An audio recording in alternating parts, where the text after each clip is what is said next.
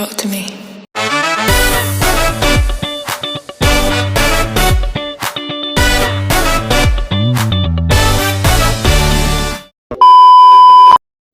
Assalamualaikum warahmatullahi wabarakatuh. Halo teman-teman, bertemu lagi di podcast kali ini. Nah, hari ini saya Aktia Lebita sebagai host. Dan hari ini saya tidak sendiri tentunya, tetapi saya ditemani oleh rekan saya, yaitu seorang mahasiswi dari Universitas Maliku Saleh. Ia berasal dari Padang dan merantau ke Aceh. Kita perkenalkan saja, ini dia Kak Regina. Halo Kak Atia. Halo Kak Regina, bagaimana kabar hari ini Kak? Alhamdulillah baik. Kakak sendiri bagaimana kabarnya? Alhamdulillah baik. Kak, kakak kan kalau boleh tahu kakak udah berapa tahun sih merantau dari Padang ke Aceh? Kurang lebih 3 tahun. Kakak dari sini awal maba tahun 2021.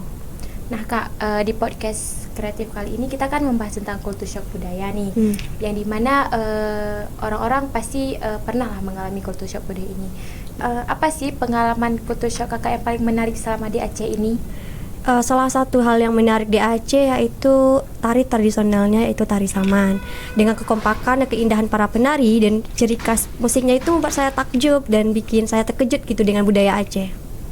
Bagaimana sih cara kakak menangani atau mengatasi kultur shock yang ketika pertama kali kakak datang ke Aceh ini? Mengatasi kultur shock itu yang pertama kita harus beradaptasi dengan warga sekitar.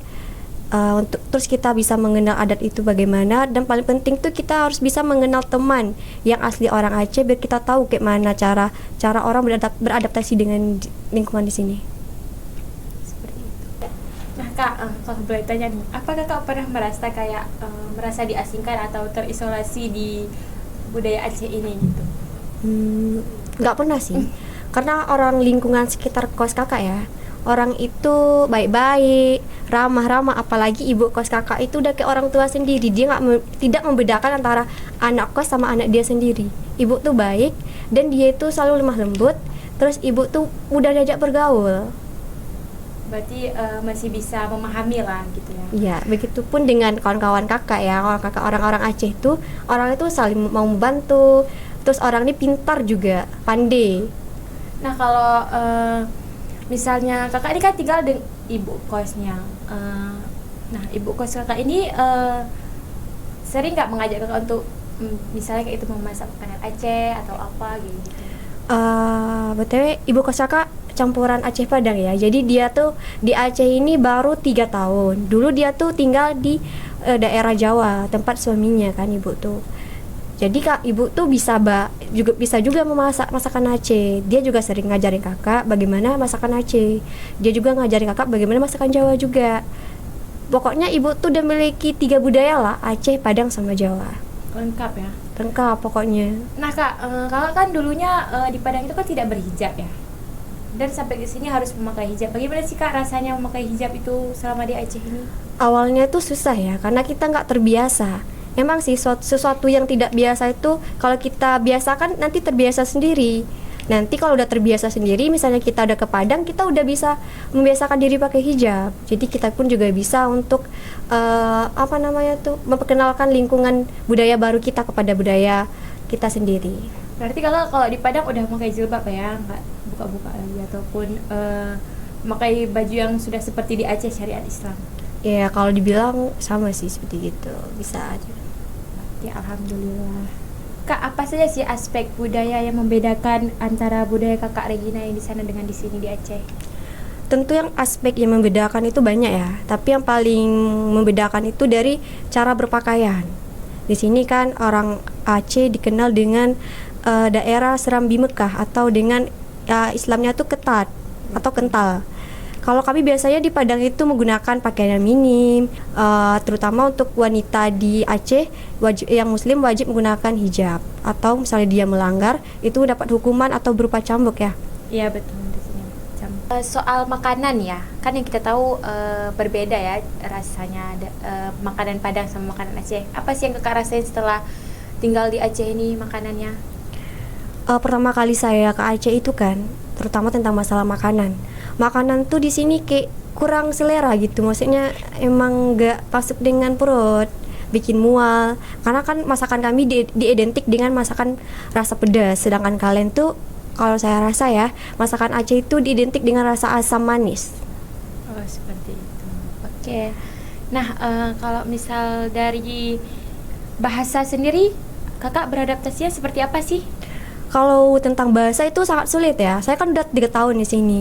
Itu pun hal-hal biasa aja itu pun kurang mengerti juga karena kan pengucapan bahasa Aceh itu susah. Terutama actionnya pun susah. Kosakatanya pun tidak ada di kamus bahasa Indonesia. Iya sih. Memang kalau orang yang baru pertama kali di Aceh ini emang agak sulit ya karena salah diucapkan nanti salah juga artinya gitu kalau bahasa Iya, Aceh. jadi kita kan harus hati-hati. Ya betul. Nah, kakak sendiri kalau masalah percintaan nih, Aduh, cinta lagi ya. kakak gimana nih, orang Padang atau orang Aceh? Hmm, Maunya sih orang Aceh ya, biar kita itu bisa merasakan apa itu mudik. Oh, Modi. Kira-kira berapa ya? Berapa jam atau berapa hari gitu dari Padang ke Aceh? Dari Padang ke Aceh itu sekitar 3 hari, karena kakak tinggal di daerah jauh lagi dari kota Padang, dekat Damasraya. Oh, kakak bukan di kotanya gitu ya? Bukan, kakak di daerah Solok, di daerah Pegunungan Kerinci. Oh, Kak mau tanya nih sedikit. Katanya kalau orang Padang itu wanita yang membeli laki atau bagaimana sih itu? Apa itu betul? Oh, masalah pernikahan itu ya? Iya. Kalau tentang pernikahan itu salah diartikan, karena kan itu dikhususkan cuma satu daerah, yaitu orang Pariaman. Biasanya kan yang dibeli itu Ajo Pariaman atau laki-laki asli dari Pariaman. Dan pernikahan itu atau lamaran itu biasanya tuh hanya di daerah tertentu, daerah pelosok atau perkampungan. Sekarang sebagian dari kota Pariaman itu tidak menggunakan adat itu lagi. Oh, berarti cuma lelaki Pariaman saja yang dibeli oleh wanita. Iya, khusus Ajo Pariaman namanya. Mungkin kakak ingin berbagi pengalaman, tips atau saran yang teman-teman di rumah atau yang mengalami culture shock sekarang ini. Gimana sih kak? Banyak sih tips dari kita untuk menghadapi culture shock itu. Yang pertama, kita harus mempunyai kenalan orang lokal, biar kita tahu kebiasaan orang itu apa, tradisi orang itu apa. Yang kedua, kita itu harus mengikuti komunitas. Kakak ya sebagai seorang perantauan dari Padang, kakak wajib mengikuti komunitas yang namanya IMAMI atau Ikatan Mahasiswa Minang. Dari situ kita bisa belajar dari budaya-budaya mereka. Yang ketiga yaitu kita jangan malu untuk bertanya kepada orang apa-apa aja hal yang harus kita jauhi, hal-hal apa aja yang harus kita tidak boleh lakukan atau disebut dengan aturan ya. Nah kak, kakak kan ini orang dari Padang ya. Apa kakak juga mungkin maksudnya berkawan itu bersikl-sikl harus orang Minang atau orang Padang, atau kakak berbaur maupun itu orang Aceh, orang dari daerah lain gitu? Sebenarnya sih kita berkawan itu nggak boleh milih-milih ya. Ya betul, bisa milih mana yang baik mana yang buruk, tapi kita nggak boleh membedakan antara suku. Kita itu lebih banyak teman dari berbagai suku itu kan lebih bagus. Kita bisa mengenal budaya mereka, kita bisa mengenal mereka tuh kayak mana, lingkungannya mereka gimana, dan kebiasaan mereka itu apa. Nah kak, ngomong-ngomong nih, kakak kan udah lama nih di Aceh ya, atau sudah terbiasa lah dengan masyarakat Aceh nih. Ada nggak sih kak niat kakak untuk menetap di Aceh? Ada sih kak. Alasannya itu karena yang pertama karena keindahannya, laut-lautnya bagus, karena pantainya juga bagus, wisatanya bagus dari alam kan. Yang kedua tuh tentang syariahnya. Saya pengen hidup saya tuh agama saya untuk memperbaiki agama saya yang kurang. Yang dari dulu saya dari Padang tuh gak tahu apa-apa tentang agama, dan aku seandainya saya tinggal di sini saya bisa mengenal agama lebih kental lagi, lebih apa ya, lebih Keislamiannya lebih kuat lebih lagi Islami gitu kuat ya? lagi. Untuk belajar agama kan bisa untuk di akhirat kan, biar bisa untuk membimbing keluarga kita di akhirat nanti. Insyaallah. Tabarakallah. Kakak sendiri asli orang Aceh atau gimana? Enggak sih kak, saya ini campuran ya. Ibu saya orang Aceh dan ayah saya orang Jawa gitu. Ada rekomendasi untuk makanan enak nggak di Aceh ini? Kalau makanan Aceh banyak ya, terutama seperti kayak asam keeng gitu-gitu. Kalau Yang kuahnya- asam itu kak ya? Iya. Oh. Terus kalau misalnya mungkin apa lagi ya? Mungkin bisa saja. Sayur plik. Iya, itu makanan tradisional Aceh ya.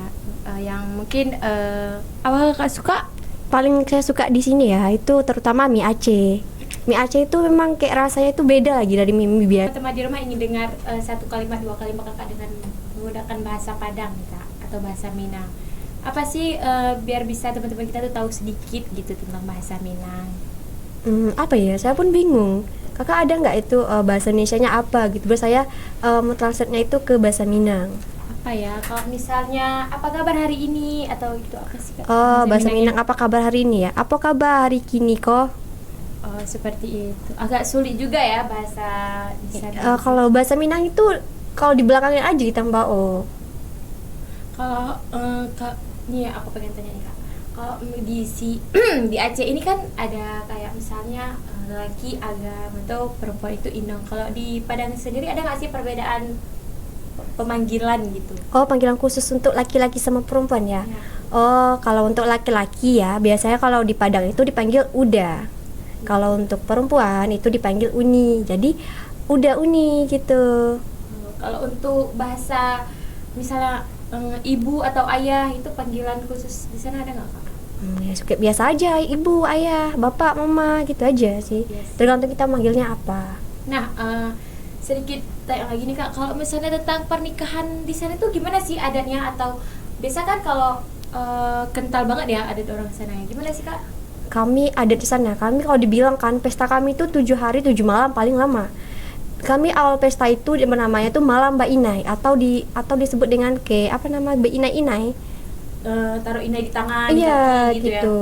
Terus kami itu ada siap acara malam Inai, kami di acara pesta kan. Pesta. Di pesta itu kami awalnya itu ada tari namanya tari pesambahan atau tari piring. Pasti orang-orang tahu lah itu apa tari piring kan.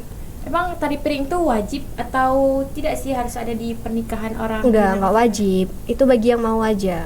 Tapi kalau seperti yang kak bilang ya, yang malam Binai itu di Aceh juga ada sih, dia di Melabuh gitu ya, di Aceh Melabuh itu ada dia malam Binai gitu. Jadi orang tuh emang inainya tuh emang khusus digiling, terus mempelai wanitanya tuh kayak dipakein baju India, terus malam tuh emang kayak betul-betul yang kayak tradisi-tradisi India gitu.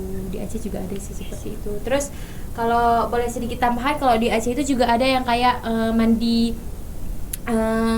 apa ya, mandi pucuk gitu, misalnya kayak Mandi kembang. enggak, mandi pucuk untuk orang yang mau nikah atau pesta gitu ya, kayak airnya itu diambil dari bunga-bunga atau dari mata air mana gitu.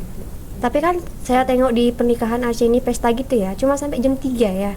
Iya sih, kalau kan Aceh itu luas ya kak. Kalau di Melabuh biasa kayak gitu sih, karena kan saya pernah juga tinggal di Melabuh ya. Jadi ada juga malam binai atau mungkin di Melabuh juga adatnya masih sangat kental ya, mungkin makanya seperti itu. Kalau kami di sana sampai berhari-hari pestanya. Jadi setiap hari itu ada tamu atau gimana kak? Ada tamu palingan kalau hari pertama ya tamu-tamu luar, yang kedua teman-teman atau kerabat dekat, yang ketiga baru keluarga besar. Biasa kayak gitu. Kalau yang kan itu kan 7 hari 7 malam tuh kak. Terus bajunya gimana tuh kak? Berganti-ganti atau gimana tuh? Kami tuh di Padang banyak baju, terutama dari suntiang, baju bundokan doang, baju yang hijab sekarang. Bisa juga kita pakai baju kayak pesta dari display apa namanya itu? Disney ya, Disney dari kartun-kartun juga bisa. Tergantung kita maunya apa aja gitu kan. Berarti harus menyiapkan budget yang besar gitu ya. Ya, bisa bilang itu apalagi anak pertama ya. Terus kalau di sana, kalau di Aceh ini kan mayam ya, biasa 1 mayam 2 mayam. Kalau di sana itu uang atau tetap emas atau perak? Kalau kami di sana itu hitungannya per gram. Misalnya kan untuk misalnya kita tamatan kuliah nih ya, itu paling banyak itu 30 gram. Itu udah paling banyak. 30 gram itu sebenarnya sih kak? Kalau 30 gram itu kalau dihitung udah kayak 10 mayam di sini. Kan 1 mayam kan 3 gram. Mau nikah dek ya? Ya insya Allah habis lebaran haji sepertinya. Dah. Ya mungkin ini udah di penghujung pembicaraan kita dengan Kak Gina, atau apa sih kak bahasa Padangnya itu untuk cewek? Uni Gina gitu ya. Terima kasih sudah menemani saya hari ini tentang podcast Culture Shock kali ini. Mungkin lain kali bisa berjumpa atau kita bisa berbincang-bincang lebih banyak lagi. Oke teman-teman, teman-teman, mungkin ini saja yang dapat saya sampaikan bersama Kak Gina.